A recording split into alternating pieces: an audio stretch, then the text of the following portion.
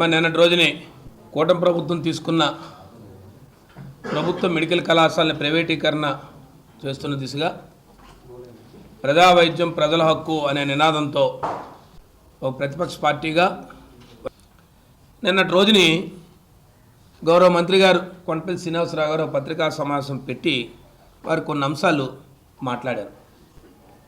వారు మాట్లాడిన ఒక్కొక్క అంశం మీద నేను వివరణిస్తూ ఉంటాను. ముఖ్యంగా వారి నుంచి ఈ మాటలు వారి నుంచి వస్తాయని నేను ఆలోచన చేయలే. కారణం, వారు గ్రామీణ ప్రాంతం నుంచి వారు వచ్చిన వాళ్ళు, వారి రాజకీయ నేపథ్యం కూడా గ్రామీణ ప్రాంతాల నుంచి వచ్చింది. ఈ ప్రాంతాల్లో మనం నివసిస్తూ ఈ ప్రాంతం నుంచి ప్రాతినిధ్యం వస్తున్న వాళ్ళని, ముఖ్యంగా వారు వైద్యాన్ని మెడికల్ విద్యని వైద్యాన్ని వారు దేంతో పోల్చారంటే శంషాబాద్ ఇంటర్నేషనల్ ఎయిర్పోర్ట్తో పోల్చారు. వారు చాలా దురదృష్టకరం.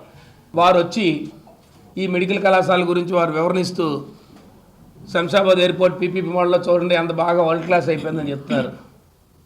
అంటే వారు మరి ఎంఎస్ఎంఈ మంత్రిగా వారు చాలా సంతోషం. వారు చాలా విదేశీ పర్యటనలు చేస్తూ ఉన్నారు ఈ మధ్యకాలంలో, చాలా సంతోషం.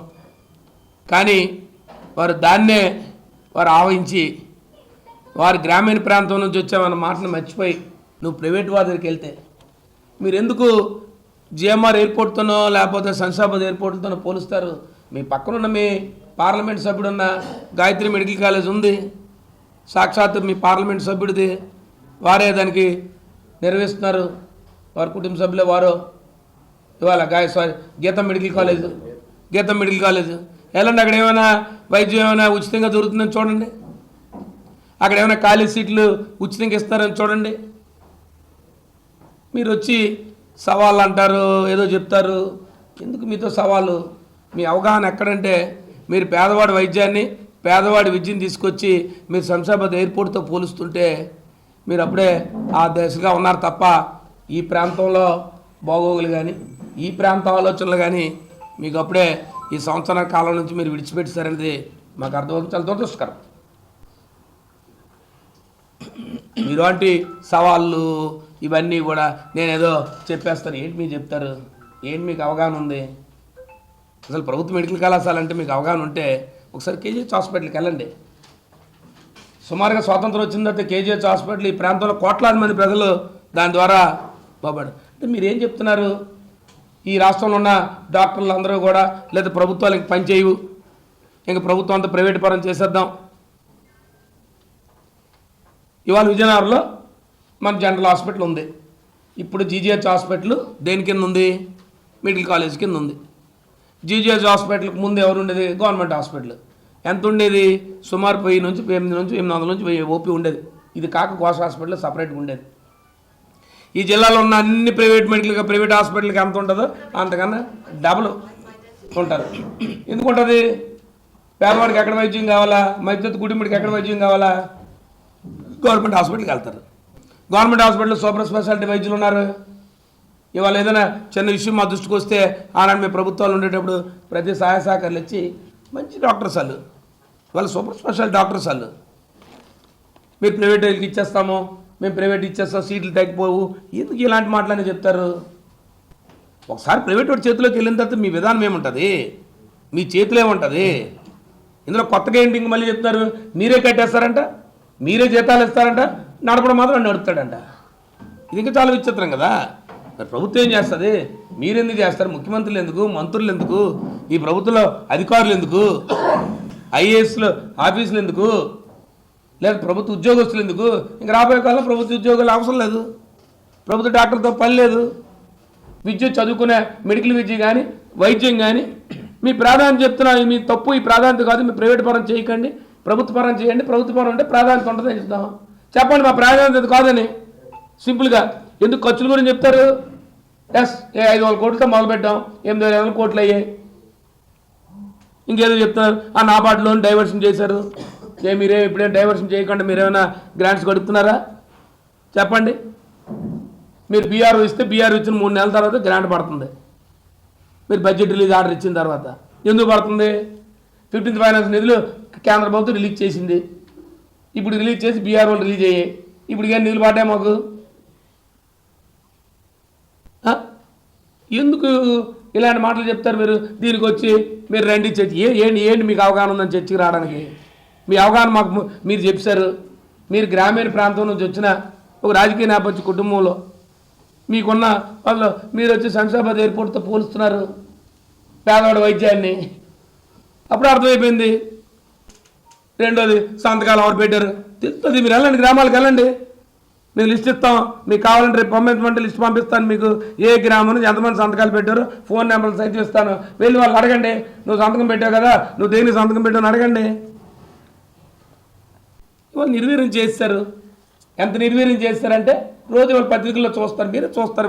ఇవాళ టీవీ ఛానల్, వాళ్ళ టీవీ ఛానల్లో కొన్ని ఛానల్లో మొత్తం ఆరోగ్యశ్రీని పూర్తి నిర్వీర్యం చేస్తారు. ఇవాళ ఆరోగ్యశ్రీ అంటే ఇవాళ ఎవరైనా పేషెంట్ హాస్పిటల్కి వెళ్ళే పరిస్థితి లేకుండా చేస్తారు. ఇవాళ ఎక్కడ కార్పొరేట్ వైద్యం అనేది ఇవాళ మీరు పెట్టింది ఏంటి? రాజశేఖర రెడ్డి గారు పెట్టారు. ఉద్దేశం ఏంటి? ప్రభుత్వ వైద్యం చేయిస్తుంది. అది ఎంత ఖరీదైనా నీకు అవకాశం ఉంటే కార్పొరేట్లో కూడా చేసుకోమని, హాస్పిటల్లో కూడా. ఇవాళ కొత్తగా మీరు పీపీపీ పెట్టేదో ఇదేదో కొత్తగా విధానం తెచ్చినట్టు చెప్తారేంటి? మేము కూడా ఆరోజు చెప్పాం. ఆరోజు లేదా ఆరోగ్యశ్రీలో కార్పొరేట్ వైద్యం అపోలో హాస్పిటల్కి వెళ్ళొచ్చు, మెడికవర్కి వెళ్ళొచ్చు, వెళ్తున్నారు. అది ప్రైవేట్ హాస్పిటల్ కదా. కానీ ఎవరు దాన్ని డబ్బు పే చేసేది? ప్రభుత్వం.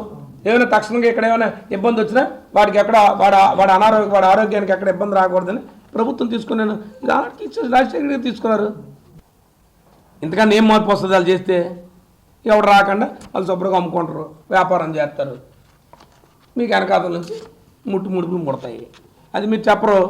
వారు వచ్చి మేము 1వ తారీఖున జీతాలు ఇస్తున్నామని చెప్పారు. పాపం గౌరవ మంత్రి గారికి ఒకసారి నేను వారికి మీ ద్వారా తెలియజేస్తున్నాను. నవంబర్ నెలలో 13 శాఖలకి 7వ తారీఖు నుంచి 10వ తారీఖు వరకు జీతాలు పడ్డాయనే విషయాన్ని వారికి ఒకసారి గుర్తెరుగుతున్నాం మీ ద్వారా. మీరు 1వ తారీఖున జీతాలు ఇవ్వడం అనేది 6 నెలల కాలంగా జరిగింది. తర్వాత నుంచి టీచర్లు వచ్చేవారో ఒక టీచర్ వచ్చి 1వ తారీఖు జీతం అన్న ఏంటని సోషల్ మీడియా రాగానే పక్కనే సర్దుకున్నారు. అమ్మమ్మ ఈ టీచర్లు అయితే ఒప్పుకోరు, ఈ సంగతి పర్వాలేదని. ఇంకా తర్వాత నుంచి మీరు ఎప్పటి నుంచి జీతాలు ఇస్తారో ప్రభుత్వ ఉద్యోగులు తెలుస్తున్నాయి, నేను చెప్పక్కర్లేదు. కానీ మీరు నిన్న అంశం ఎత్తారు కాబట్టి మళ్ళీ ప్రత్యేకించి మీకు చెప్తున్నాను. మీకు కాగితం కూడా ఇస్తాను, ఆయన కూడా వెరిఫై చేసుకోమండి. మీకు ఎప్పుడు జీతం పడింది అడిగి చెప్తారని. 7వ తారీఖు నుంచి 10వ తారీఖు అని ఓఎస్డీకి 7వ తారీఖు నుంచి 10వ తారీఖుకి ఇగో నేను చెప్పిన 13 శాఖలకి నేను డిపార్ట్మెంట్లో కూడా చెప్తాను. ఎందుకంటే పర్టికులర్ వెరిఫై చేసుకుంటున్నాను. నీకెప్పుడు జీతం పడి నీకెప్పుడు జీతం పడిందని. ఇందులో పంచాయతీరాజ్ ఇంజనీరింగ్ ఇప్పుడు ఇవాళ తారీఖు ఎంత? 10వ తారీఖు ఆయనతోనే చెప్పించాను. నా 10వ తారీఖు పడిందని జీతం అని. ఇరిగేషను, అగ్రికల్చర్లు, excise, women and child welfare, RWS, ఇంకా రిమైనింగ్ చిన్న డిపార్ట్మెంట్స్ అన్ని నీ మేజర్ డిపార్ట్మెంట్స్ చెప్పాను. 1వ తారీఖు జీతం పడిపోతుందని మీరు మంత్రిగా మీరు చెప్తున్నారంటే నేను మేమనాలో నాకు అర్థం కాలే. మీరు మంత్రి అంటే ప్రభుత్వంలో ఉన్నవాళ్ళు మీరు ఒక్క నిమిషం ఫైనాన్స్ డిపార్ట్మెంట్కి ఒక ఫోన్ కాల్ కొడితే ఈ సంవత్సరం ఈ నెల ఏ డిపార్ట్మెంట్కి ఎంత శాలరీస్ ఇచ్చామని అడిగి చెప్తారు. 1వ తారీఖు జీతాలు పడుతున్నాయి, మీ గతంలో జీతాలు పడలేదు. మేము 1వ తారీఖు జీతాలు లాస్ట్కి వచ్చరికి మేము లాస్ట్ చివరిలోకి వచ్చారు, మేము ఇబ్బంది పడ్డామో పడి ఉంటామేమో. కానీ మీరు ఇంకా 18 నెలలు పూర్తిగా అవ్వలేదు. ఇంకా ఇక నేను చెప్పినవి నేను ధాన్యం ప్రొక్యూర్మెంట్ చేస్తున్నాము, చాలా బాగా చేస్తున్నాము అని చెప్పారు. ఇవాళ పత్రికల్లో చూశాను, ఒకసారి వారు కూడా చూడాలా ఇవాళ ఏ రకంగా రైతులు దోపిడీకి గురవుతున్నారు. ఇవాళ రైతులు ఎంత దోపిడీకి గురవుతున్నారు. ఇవాళ పత్రికల్లో ప్రధానమైన పత్రికలన్నీ కూడా ఇవాళ రైతులు మిల్లర్ల ద్వారా దోపిడీకి గురవుతున్నారు. మిల్లర్లు ఏమంటున్నారు? అసలు ఈ ధాన్యమే మేము తీసుకోవడానికి లేదండి, ఇంకా ఒత్తిడి చేస్తుంది కాబట్టి మేము తీసుకుంటున్నామండి. అసలు ఈ ధాన్యం అంతా కూడా 50% వచ్చి బ్రోకర్ అయిపోతున్నాయని చెప్తున్నారు. సో మీరు అగ్రికల్చర్ డిపార్ట్మెంట్కి రివ్యూ చేయండి, సివిల్ సప్లైస్ డిపార్ట్మెంట్ రివ్యూ చేయండి. ఇవాళ పత్రికలు ఏమొచ్చాయి? ఇవాళ ప్రధానమైన ఈనాడు పత్రికలు ఏమొచ్చింది? ఇవాళ 10 కేజీలు ఎక్సెస్గా మీరు ప్యాడీ తీసుకుంటున్నారని చెప్పి వాళ్ళు వచ్చింది. మీరు ఎలా చెప్తారు? మేము వచ్చి చాలా బాగా చేస్తున్నామని.